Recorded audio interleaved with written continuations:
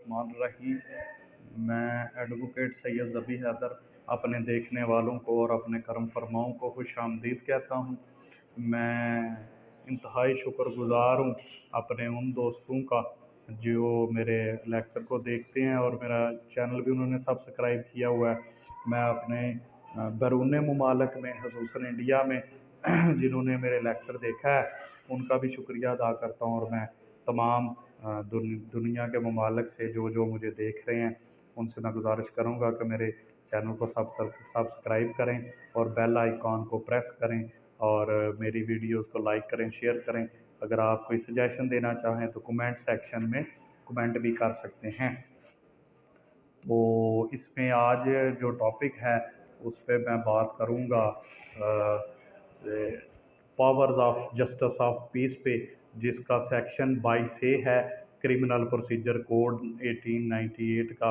और इस पे बात करूँगा सेक्शन 22A के तहत जो पिटिशंस की जाती हैं इसमें मैं केस लॉज भी बताऊंगा और इसके पावर्स के बारे में बात करेंगे कि कोई भी जस्टिस ऑफ पीस जो है वो कौन कौन सी पावर्स को इस्तेमाल करता है।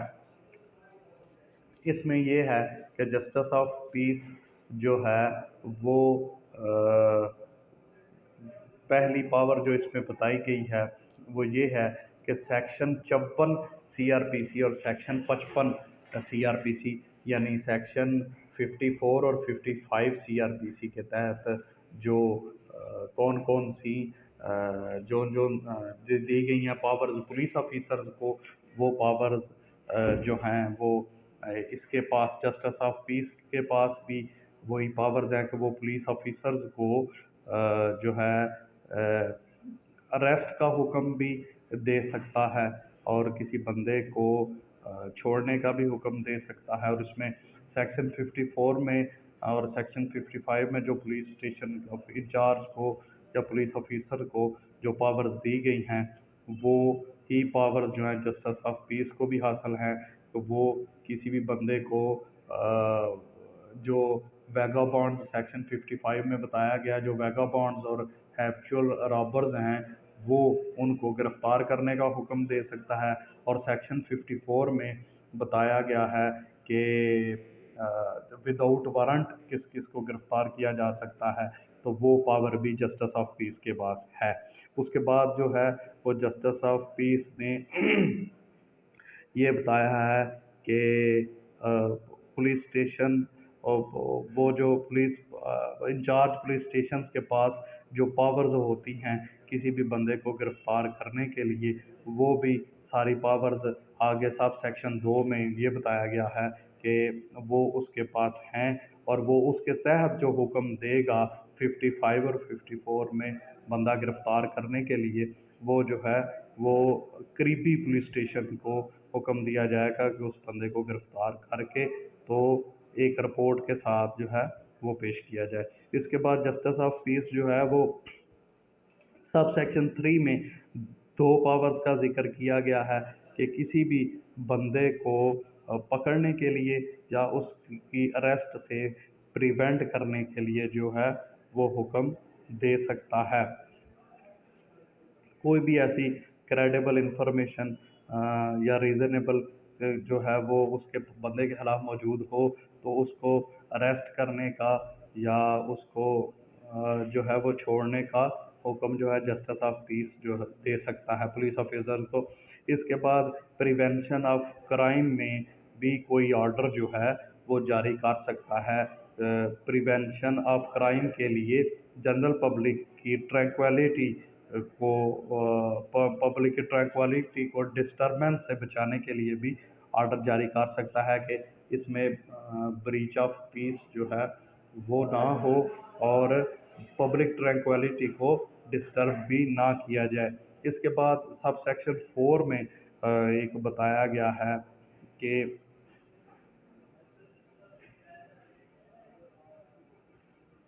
इसमें यह है कम्पिटेंट अथॉरिटी को जो है जस्टिस ऑफ पीस हुक्म देगा ऑर्डर जो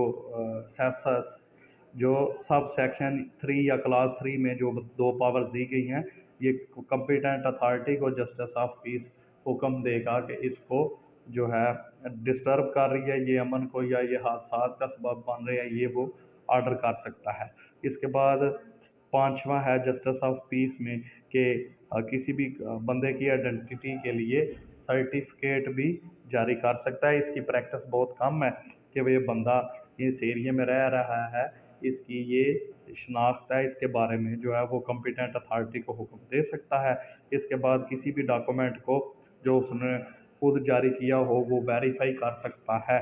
इसके बाद सी, जो क्लास सी है, सब सेक्शन 5 की क्लास सी है, उसमें ये बताया गया है कि किसी भी डॉक्यूमेंट को जस्टिस ऑफ पीस जो उसने खुद जारी किया हुआ है उसको अटेस्ट भी कर सकता है और उसको करेक्ट प्रज्यूम किया जाएगा, उस टेस्टेशन को भी और उस डॉक्यूमेंट को भी जो है वो वेरीफाइड और करेक्ट प्रज्यूम किया जाएगा। ठीक है जी। और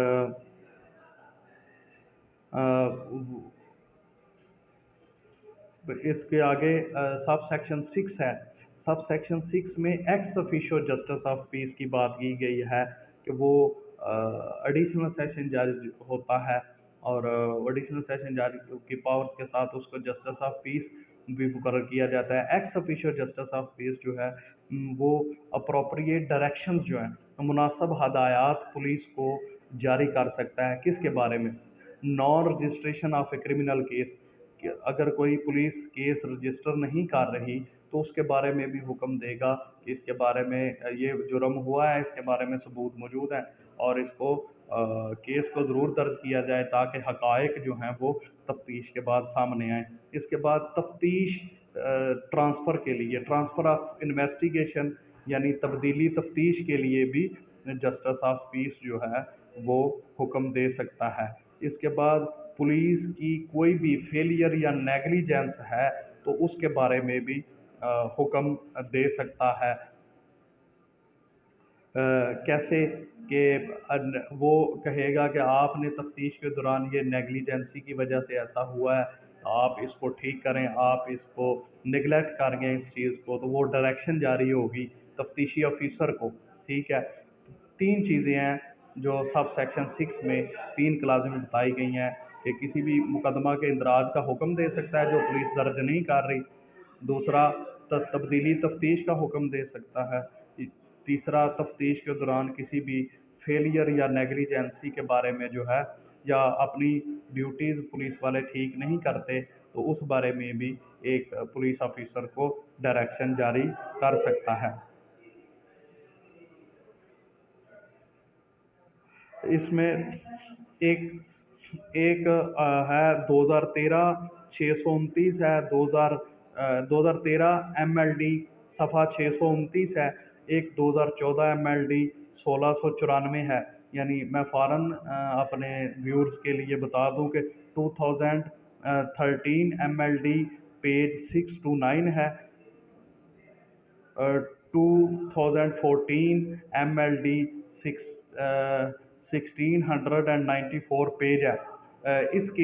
इन केस लाज में ये बताया गया है कि जब भी जस्टिस ऑफ पीस किसी पुलिस वाले से रिपोर्ट तलब करेगा तो वो ऑर्डर करने से पहले उस जो है रिपोर्ट को मद्देनज़र रखते हुए फिर रिपोर्ट ऑर्डर करेगा। ठीक है। इसके बाद एक है 2015 MLD पेज 463 है। इसमें ये बताया गया है कि जब जस्टिस ऑफ पीस कोई ऑर्डर जो है वो अनाउंस कर देता है तो उसको विड्रॉ करने की उसके पास कोई इख्तियार नहीं है, उसको विड्रॉ नहीं कर सकता। ये जस्टिस ऑफ पीस के लिए ऑर्डर है। और एक ऑर्डर है, एक केस ला है इसमें 2015 PCRLJ पेज 1524 है, यानी 1524 है। इसमें यह बताया गया है कि when the order of justice of peace is suspended by the high court and FIR was registered by the SHO that FIR will be quashed. इसमें ये बता इस केस ला में 2015 PCRLJ 1524 सफ़ा है। इसमें यह बताया गया है कि जब जस्टिस ऑफ पीस का ऑर्डर जो है वो हाई कोर्ट में चैलेंज हो जाए और हाई कोर्ट उस ऑर्डर को मुअत्तल कर दे और पुलिस उसके तहत FIR दर्ज कर चुकी हो तो उस वो भी एफआईआर भी क्वैश हो जाएगी, वो एफआईआर ख़त्म हो जाएगी। तो ये था आज का लेक्चर। मैं अपने करम फरमाओं को और देखने वालों को रिक्वेस्ट करूंगा एंड पे कि फिर मेरे चैनल को सब्सक्राइब करें। अपने फॉरेन व्यूअर्स को भी, खसूसन जो इंडिया से मुझे देख रहे हैं लोग, उनसे भी रिक्वेस्ट करूंगा कि मेहरबानी फरमाएं और मेरे चैनल को सब्सक्राइब करें और बेल आइकन को प्रेस कर दें, ताकि आपके पास तमाम वीडियोस के नोटिफिकेशंस जो हैं वो पहुंचते रहें। आपकी ज़हमतों को तमाम करते हैं। आपका बहुत शुक्रिया। अल्लाह हाफिज़।